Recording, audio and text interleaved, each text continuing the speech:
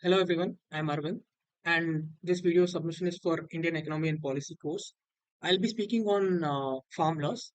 The government tried to do three key things through the farm laws, and the first thing was uh, they tried to bypass a committee called APMC, which is Agriculture Produce Management Committee.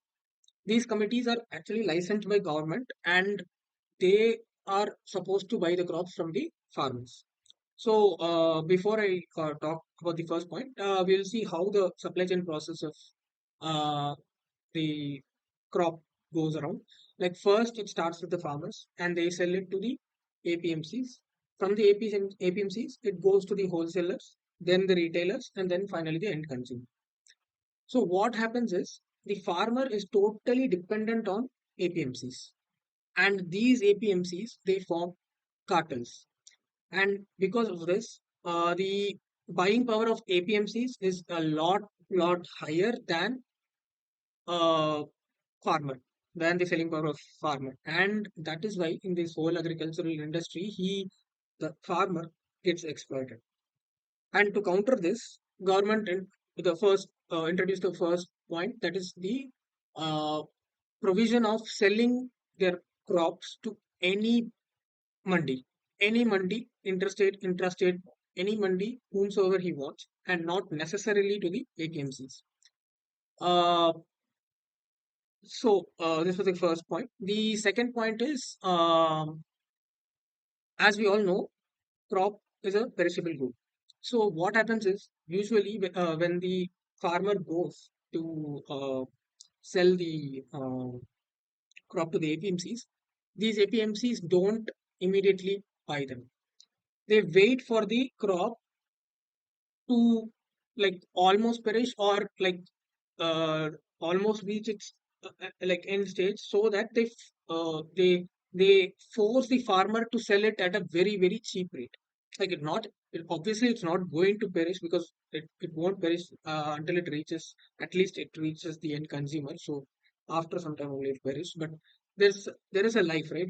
So they try to not immediately purchase, and delay the purchase, so that the farmer is forced to sell it at a very cheap cost. And this happens because the farmer is not allowed to store his crops. So because of this, government has introduced the second key point, that is allowing the farmer to store the crops at with certain restrictions. The third key point that farm laws discusses uh, corporatization of farms.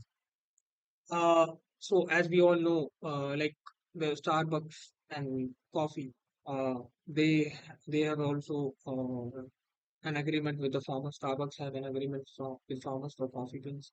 Similarly, in India, this is not something new. Like already we know that PepsiCo, Lay's, they are manufacturing, they're getting potato from local farmers.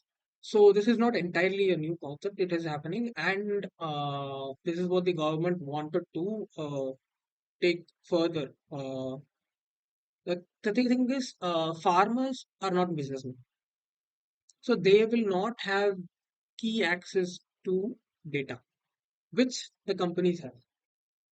And when they both collaborate, it will definitely benefit the farmer, at least initially, because like uh, corporates can guide the farmers on they can predict like what are the climatic conditions, how the future would look for a particular crop, and what crop it is ideal to uh, like produce at what point of time.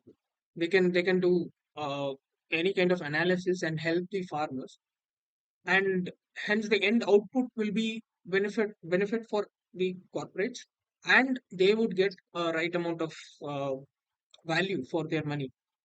uh,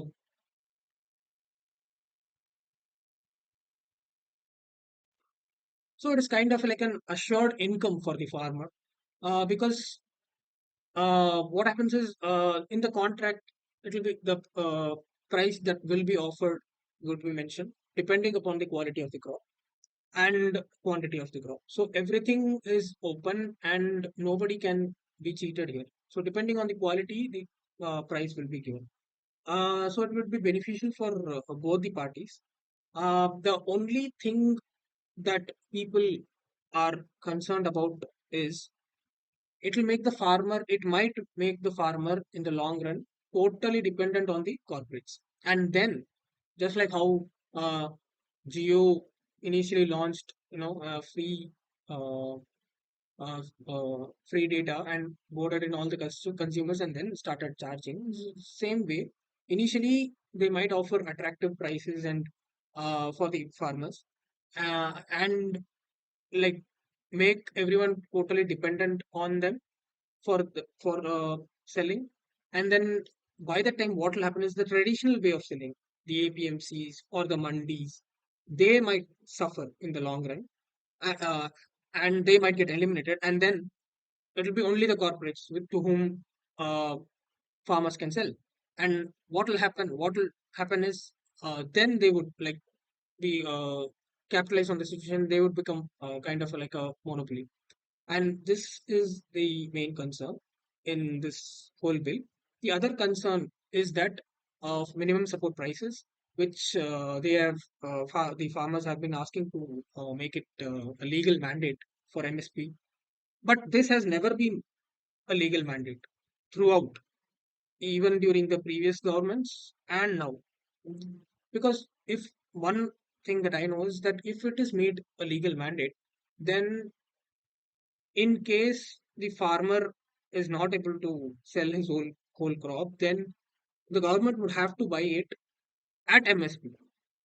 So this is a extra cost which the government would definitely not want to take.